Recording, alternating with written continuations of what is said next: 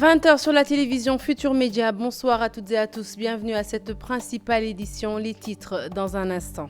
Djakunda, tension entre le maire et les conseillers municipaux de la commune. Ces derniers reprochent à l'autorité d'avoir priorisé son village natal pour abriter la construction d'une maternité au détriment de la commune de Djakunda. Interpellé, le mis en cause précise que la maternité en question a été délocalisée à la demande du médecin-chef. Les détails dans un instant.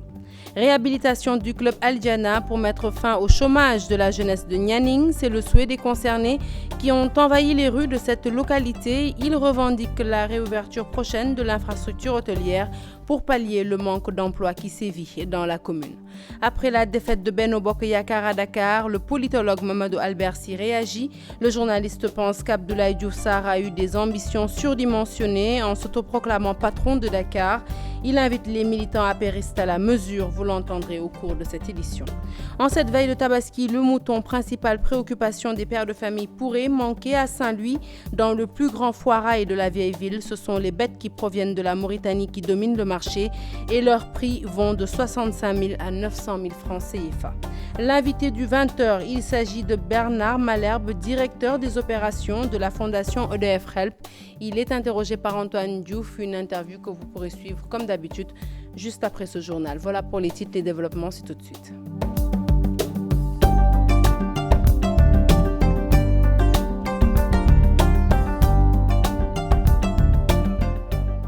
Un journal que nous ouvrons tout de suite avec la colère des populations de Djakunda. Chefs de village et conseillers municipaux de la commune accusent le maire détournement d'objectifs portant sur la somme de 20 millions de francs CFA, de l'argent qui était destiné à la construction d'une maternité à Djakunda, chef-lieu de commune. Mais le maire aurait tout simplement choisi son village natal, Mafongo, pour la construction de cette maternité. Interpellé, Mamadou Lamine Badji rejette toutes ces accusations. Bakary Konté, ça l'assemble pour les détails. Depuis 9 mois, les populations de la commune de Djakunda, les chefs de village et les conseillers municipaux demandent le départ de leur maire Mamadou Lamine Badji. Le commandement est au courant. L'État central, je pense qu'il est bien au courant. Mais jusqu'à présent, on n'en sait pas qu'est-ce qui reste. Bien. Nous, ce qui nous réunit ici, à chaque fois ce que l'on dit, c'est par rapport à la gestion gabégique du maire. Nous l'avons dit et nous l'avons décrié au mois de janvier. Aujourd'hui, on revient encore pour décrire sa gestion. Le maire, le bureau, c'est dans son sac. Le maire, il n'organise pas de conseil. Ils accusent le maire de mauvaise gestion et de détournement d'objectifs. Les 20 millions, c'est lui seulement qui le gère. La maternité est destinée au village de Djakunda, dans le poste de santé de Djakunda. Mais ça, c'est un détournement. La commune n'a pas un cellule de passation de marché. C'est le maire qui discute seulement avec les entrepreneurs. Mais c'est de gré à gré. Et pourtant, le chef de l'État a dit qu'il n'y a pas besoin de gré à gré. Pourquoi il accepte avec un maire qui fait de gré à gré? Jusqu'à présent, on avait construit en 2015 5 classes, mais les 5 classes, les tables-bancs jusqu'à présent, les tables-bancs ne sont pas au complet. Ces populations demandent au président de réagir le plus rapidement possible. Macky Sall, Djakunda vous appelle, il faut le répondre. Diène Farba Sarr, on vous appelle, répondez-nous. Donc, avant qu'il ne soit trop tard. Parce que aujourd'hui, nous sommes là, c'est pour lancer un ultimatum. Si on ne nous entend pas, au mois d'octobre, nous allons barrer la route. Si rien n'est fait d'ici octobre, ces populations comptent barrer l'axe Ziguinchor-Dakar, la RN4. Joint au téléphone, le maire Mamadou Lamine Badji rejette toutes ces accusations. Réponse du maire de Djakunda, Mamadou Lamine Badji précise que la maternité en question a été délocalisée suite à la demande du médecin-chef. L'objectif, poursuit-il, est de permettre aux populations environnantes d'être plus proches de l'infrastructure sanitaire. Nous l'écoutons toujours au micro de Bakary Konté. Seulement, les gens ne sont pas animés de sincérité. Leur objectif, comme je vous l'ai dit depuis le départ, ils ont été laminés aux élections chez le PDS. Ils ont eu 5 conseillers. L'UCS aussi a eu 5 conseillers. Depuis lors, vous avez compris, leur bataille aujourd'hui, c'est de mettre du désordre au niveau de Djakunda. Lorsqu'on me signale qu'il y a des classes construites, là, je vous renvoie auprès de Mamoudou Diallo.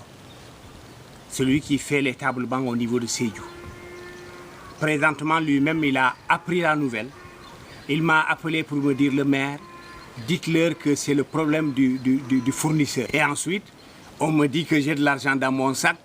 Imaginez, je peux vous permettre même d'ouvrir le sac pour voir quand même. C'est des gens qui ne comprennent rien. Vous passez au niveau des personnels de santé, le médecin-chef, etc. On vous dit pour cette bande, pour ce côté-là, quand il y aura à mettre un poste de santé, c'est à ce niveau-là. C'est pourquoi c'est une nécessité. Les populations de la bande frontalière ne peuvent pas continuer à faire 35 km. Pas de route, pas de piste de production. Et le plus souvent, eux, ils se déclarent gambiens. Et de la région de Sédhiou, nous mettons cap sur la région de Mbour pour parler des jeunes de Nianing qui réclament la réouverture du club Al Diana. L'infrastructure hôtelière fermée depuis plusieurs années a causé un chômage technique chez ces jeunes qui en ont marre de croiser les bras. Ils l'ont fait savoir aux autorités, c'était ce jeudi en manifestant dans la rue et c'était en présence de nos correspondants sur place, Cheikh Anta Diop et Saïla Tir. Chômage des jeunes, absence de sécurité, Nianing se noie dans le désespoir. Les habitants de Nianing-sur-Mer sont très en colère. Ils étaient des milliers à battre le macadam sous une forte pluie pour interpeller les autorités sur la nécessité d'accélérer les procédures de réouverture de l'ex-club Al Diana.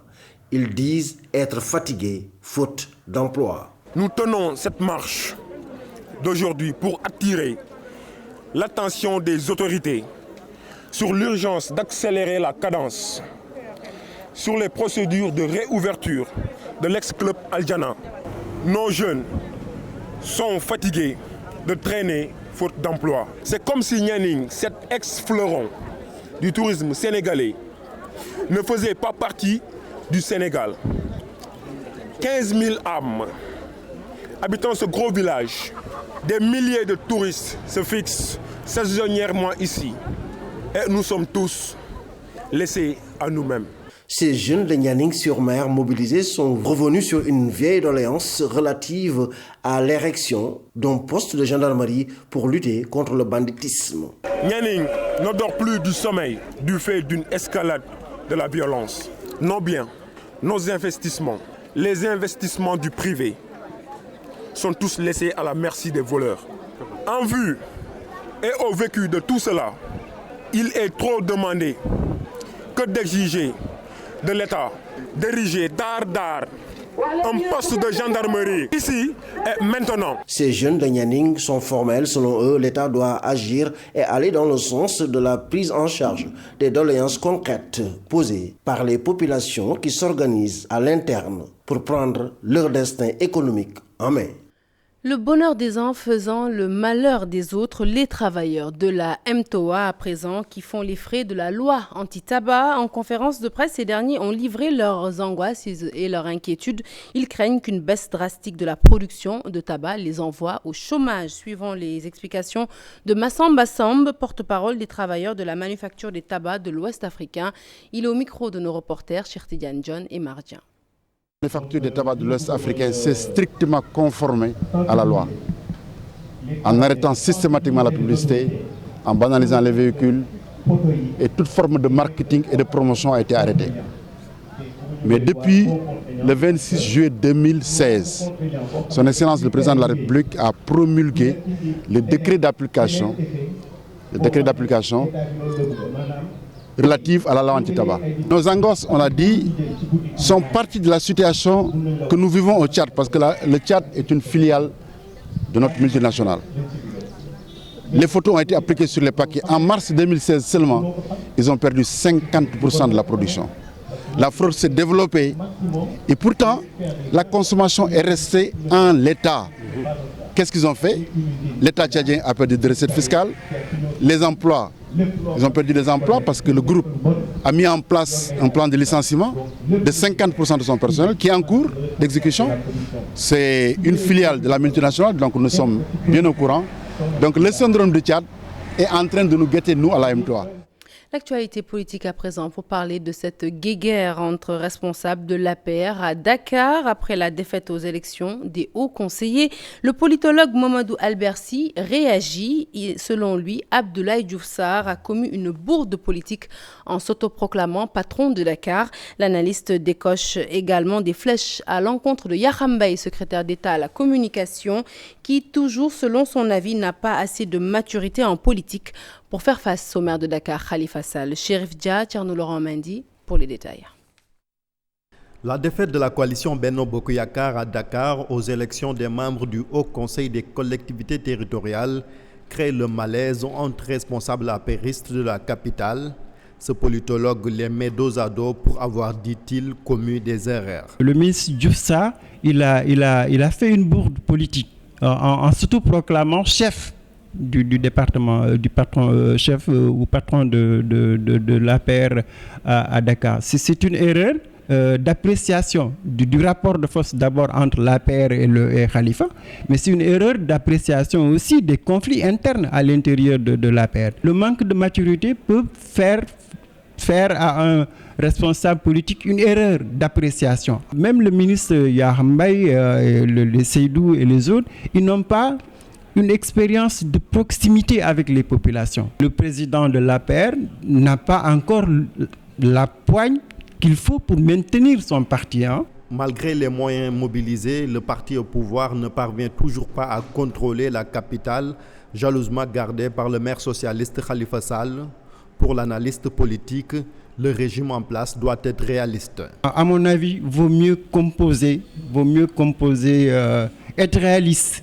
Être réaliste, ça veut dire que les citoyens du département de Dakar n'aimeraient pas que l'APR soit majoritaire au niveau du département. Ces territoires rebelles-là, il ne pourra rien faire contre les leaders de ces territoires-là.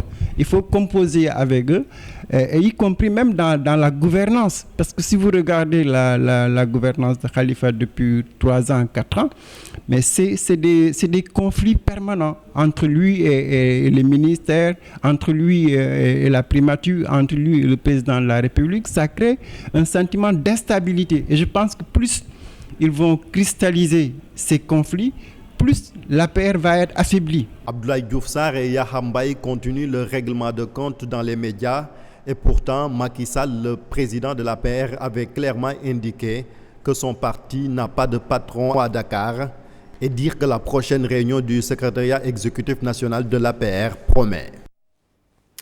Pencho Sénégal bi ñu bëgg a organisé son premier forum axé sur un débat portant sur la nationalité. Ce mercredi, universitaires, élus du peuple et membres de la société civile se sont penchés sur le sujet à polémique. À l'unanimité, ils ont dit non à la discrimination, notamment pour les citoyens de la diaspora. Compte rendu signé Chartidiane Dione. Premier numéro de Pencho Sénégal bi ñu bëgg, rencontre d'échange, un débat d'idées.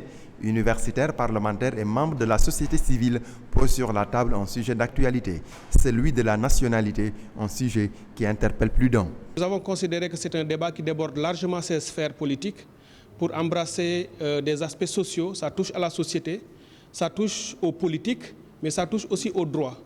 Parce que récemment, le président de la République a même fait une sortie pour dire que c'est un faux débat qu'il faut arrêter. Nous lui disons simplement que nous regrettons parce que ce n'est pas un débat qu'il faut arrêter, c'est un débat qu'il faut justement approfondir.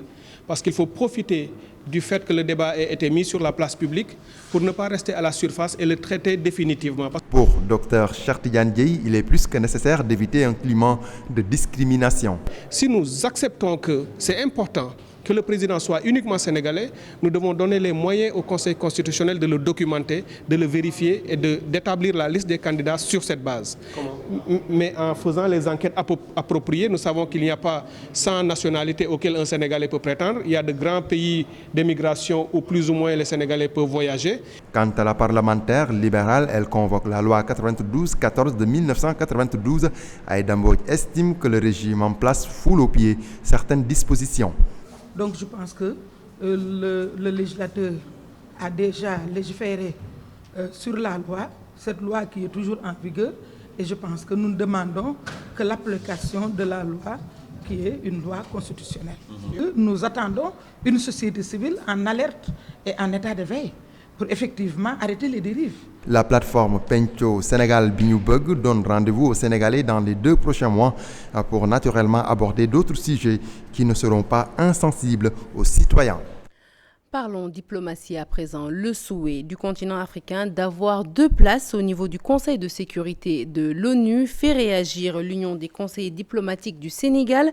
De l'avis du professeur Seydou Nourou Tall, il faudrait d'abord penser à entreprendre des réformes au niveau de cet organe. L'expert en relations internationales pense également que l'Afrique doit réclamer son droit de veto. Déclaration faite au cours d'une conférence entre membres de l'Union. C'était en présence de Lissa Préra et Modou Diop. Compte rendu. 54 États, près d'1 milliard d'habitants, le continent africain concentre à elle seule les 2 tiers des conflits. 70% des dossiers traités par les Nations Unies concernent l'Afrique. Des données qui aujourd'hui confèrent des places à l'Afrique au Conseil de sécurité. Pour ce faire, il faut nécessairement une réforme de ce Conseil, réparer une injustice historique. Maintenant, on a 54 États africains. L'Afrique est presque composée de 1 milliard d'individus, sans compter que plus de tiers des matières premières dans le monde, évidemment, se trouvent sur le sol africain. Il y a là, évidemment, un ensemble d'enjeux qui font que, évidemment, on ne peut plus aujourd'hui ignorer l'Afrique. D'autant plus que, comme je l'ai dit dans la conférence, plus de 110% de l'ordre du jour du Conseil de sécurité ne concerne que des problèmes africains. Or, évidemment, dans ce domaine-là, eh bien, il faut bien que l'Afrique puisse parler et être entendue, lorsque surtout on traite des problèmes africains. Ils sont 15 pays à siéger au Conseil de sécurité des Nations Unies, mais l'Afrique ne dispose d'aucune voix décisive. Les pays membres africains qui y siègent le sont de façon non permanente et sans droit de veto. Aujourd'hui, l'Afrique réclame 2 places de membres permanents avec droit de veto. Sans droit de veto, ça signifie qu'on a beau parler, mais on ne vous écoute même pas. On ne vous écoute même pas. Dans tous les cas, on n'a aucune possibilité d'imposer quoi que ce soit au niveau du Conseil de sécurité. Alors que, évidemment, il y a 5 qui, depuis 1945, ont le droit de veto, alors que le monde a changé. Et même ces 5-là, si en 1945 étaient des États indépendants, étaient des États puissants, aujourd'hui, ils n'ont plus cette puissance-là. Et il faut donc tenir compte des nouvelles réalités. La place de l'Afrique au Conseil de sécurité des Nations Unies, c'est le thème de Agora diplomatique, une initiative de l'Union des conseils diplomatiques du Sénégal. Signature ce jeudi d'un contrat entre l'Organisation pour la mise en valeur du fleuve Gambie et le bureau d'ingénieurs AECOM. Objectif, la réalisation de l'aménagement hydroélectrique de Sambangalou et une ligne d'interconnexion 225 kW. Le projet énergie dont le financement a déjà été assuré sera lancé avant fin 2016. L'OMVG, les maîtres d'ouvrage et tous les autres acteurs concernés se sont réunis ce matin à Alassane Ba. Une poignée de main qui marque la collaboration entre l'ingénieur conseil et l'OMVG, un contrat pour la réalisation du projet énergie dont l'aménagement hydroélectrique de Sambangalou sur le fleuve Gambie au Sénégal. Le lancement est prévu avant fin 2016. Suite à la conférence des chefs d'État et de gouvernement tenue le 29 janvier 2016, les chefs d'État ont instruit le nouveau haut commissariat à prendre toutes les dispositions pour lancer les travaux avant la fin de l'année 2016. Donc nous sommes dans ce calendrier. Comme je l'ai dit tantôt, nous mettrons tout en œuvre. Un projet réalisable grâce à l'engagement des pays membres de l'OMVG, ce qui peut rassurer quant au respect des délais. La mission est lourde, surtout avec les attentes, mais nous serons à la hauteur de la tâche.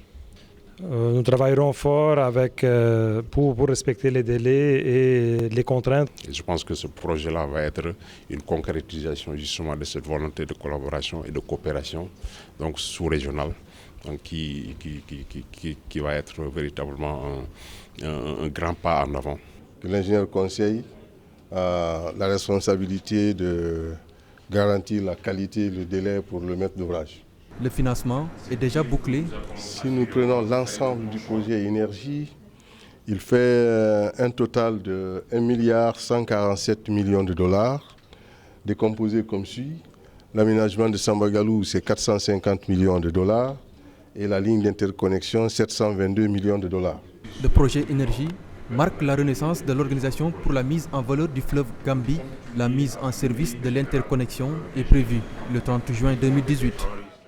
Une information qui va certainement intéresser les amoureux de la Casamance. Les deux navires Agen et Jambogne arraisonnés à quai depuis le 26 août dernier vont bientôt reprendre du service.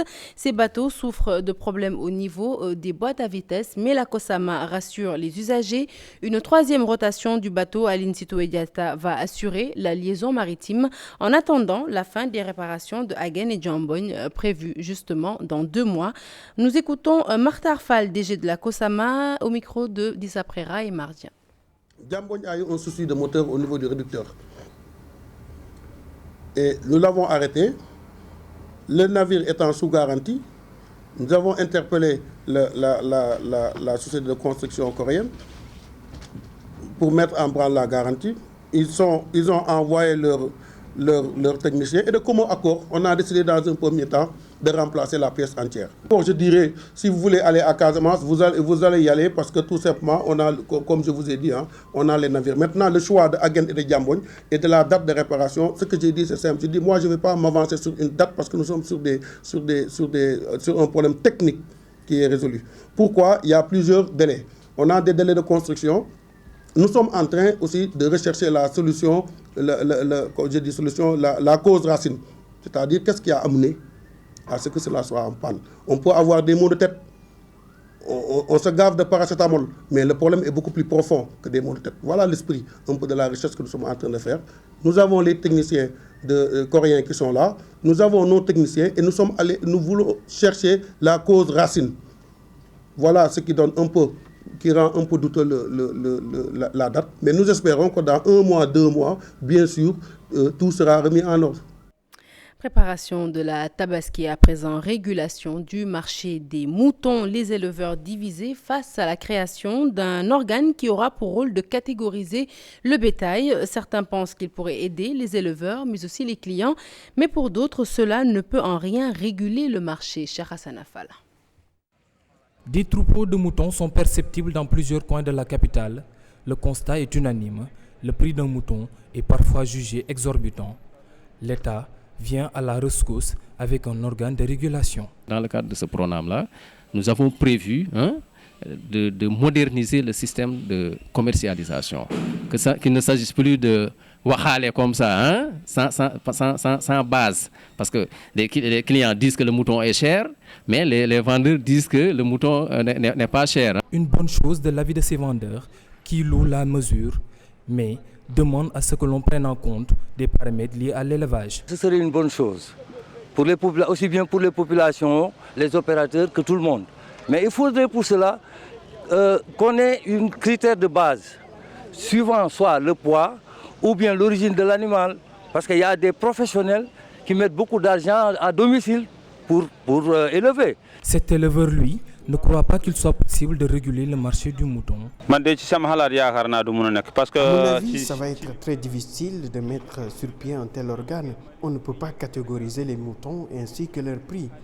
Vous savez, celui qui vient de l'intérieur du pays ou de la sous-région ne peut pas vendre au même prix.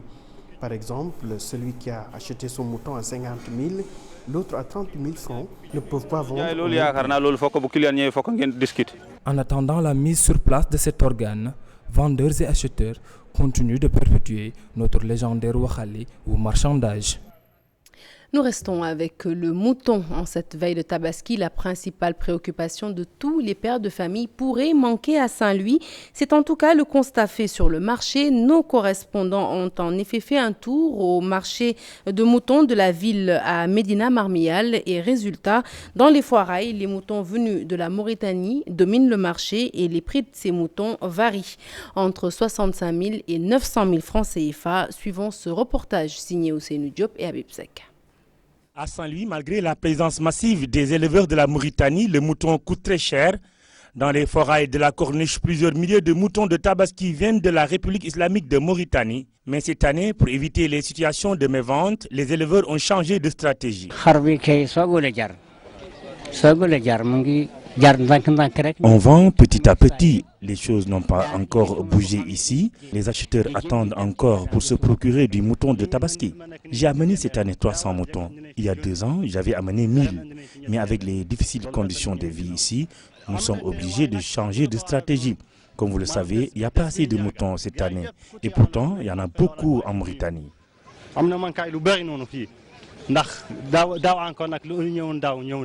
À quelques jours seulement de la célébration de l'Aïd el-Kébir, les pères de famille n'arrivent pas à trouver le mouton qui leur convient. Au point de vente de Darou, les moutons sont intouchables selon les musulmans. Oui, les prix vraiment ne sont pas abordables, sont trop chers. Vraiment, il y a beaucoup de moutons, mais les moutons sont vraiment excessivement chers.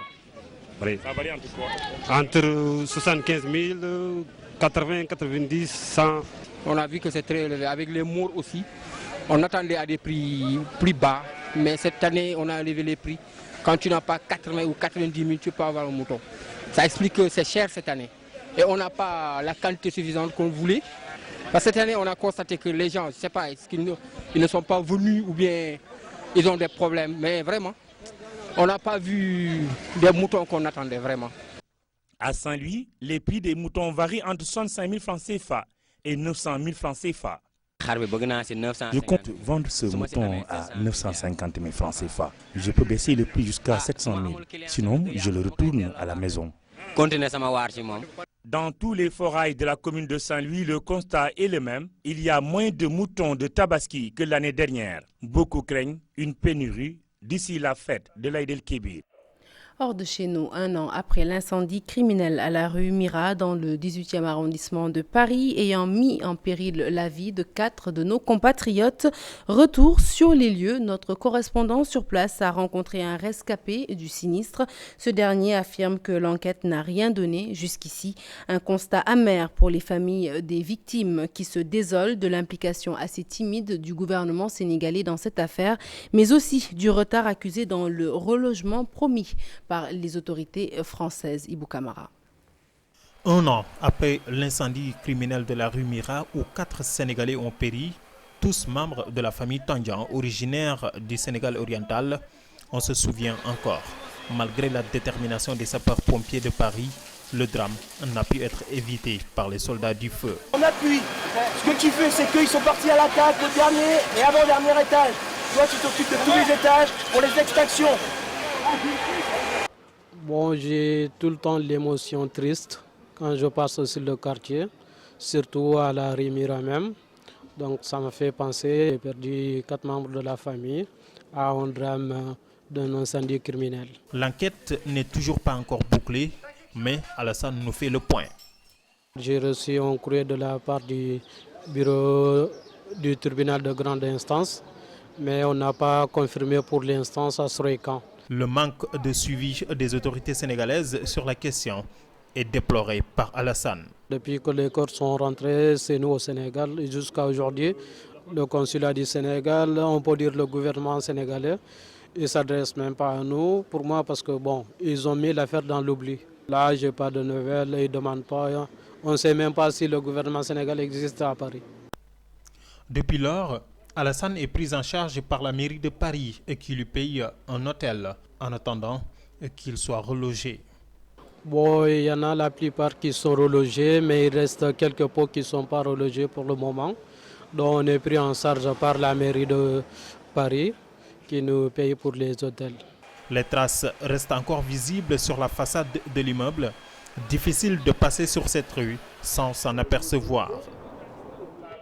L'actualité sur le continent africain à présent, elle nous mène d'abord au Gabon avec le recours que Jean Ping a déposé au niveau de la Cour constitutionnelle en République démocratique du Congo avec l'opposition qui dénonce un probable report des élections, puis en Tunisie avec des groupes djihadistes qui menacent encore. Le récit est signé Ibou Diouf. L'opposant Jean Ping a déposé jeudi un recours devant la Cour constitutionnelle du Gabon pour contester les résultats de l'élection présidentielle du 28 août dernier, remportée par le président sortant Ali Bongo. Il s'agit d'une requête en réformation de la proclamation des résultats de l'élection présidentielle dans la province de Haut-Ogooué, fief familial des Bongo, ce qui a permis, selon les résultats officiels, la victoire sur le fil du président sortant. Le recours porte sur le recomptage des suffrages dans cette province, bureau par bureau de vote, à travers la confrontation des procès-verbaux détenus par la CENAP, la Commission électorale nationale et toutes les parties. Au Gabon toujours, la mission de l'Union africaine envisagée pour le Gabon, où des heurts ont éclaté depuis l'annonce de la réélection d'Ali Bongo, a été reportée. Le ministre gabonais des Affaires étrangères a annoncé la nouvelle en invoquant des raisons de calendrier. Lundi, l'organisation continentale avait annoncé l'envoi d'une délégation de chefs de l'État à Libreville pour s'enquérir de la situation. En République démocratique du Congo, le dialogue politique est toujours boycotté par les deux principales forces de l'opposition. Les délégués devraient débattre sur les 3 points posés par des experts relatifs à la constitution du fichier électoral, avec la clé la question du respect des délais constitutionnels, celle qui fâche en République démocratique du Congo. Finalement, aucune décision n'a été prise, mais les débats ont été parfois houleux. La délégation de l'opposition a notamment accusé le camp présidentiel d'avoir tout fait pour maintenir le chef de l'État au pouvoir au-delà des délais constitutionnels. Un groupe djihadiste lié à l'attentat de Bardo menace à nouveau la Tunisie alors que l'État tunisien avait annoncé sa neutralisation. La Katiba djihadite Okba ibn Nafi, identifiée comme la plus grande menace sécuritaire du pays, a renouvelé cette semaine ses menaces contre les autorités tunisiennes. Ce groupe salafiste djihadiste qui dépend d'Aqmi al-Qaïda au Maghreb islamique a signé ses premiers attentats en 2012. Ils étaient directement impliqués dans l'attaque qui a visé le musée Bardo en 2015. Une information dans le journal des sports, elle concerne les Jeux paralympiques qui se tiennent présentement à Rio. Ndak Diop entre en lice ce jeudi. Elle va prendre part à l'épreuve du lancer de poids prévue à 23h30 GMT. La cérémonie d'ouverture des Jeux paralympiques s'est déroulée, comme vous le voyez sur ces images, hier soir dans la capitale brésilienne, dans un stade Maracana en liesse. 4342 athlètes de 159 nations sont présents et vont rivaliser dans 22 disciplines. Voilà qui met un terme à cette édition que j'ai été ravie de vous avoir présentée. Prochain rendez-vous de l'information, le tout en images à 0h. L'info qui continue sur votre site www.igfm.sn. Excellente suite des programmes sur la TFM. Et tout de suite, je m'en vais passer le témoin à Bouba. Bonsoir, merci, Bouba. Bonsoir Sarah, ça va? Bonsoir, oui, très bien. Très heureux également de te retrouver. Excellente soirée. Pour moi. Dans un instant, l'invité du 20h qui arrive pour clôturer le journal sur la télévision Futur Média.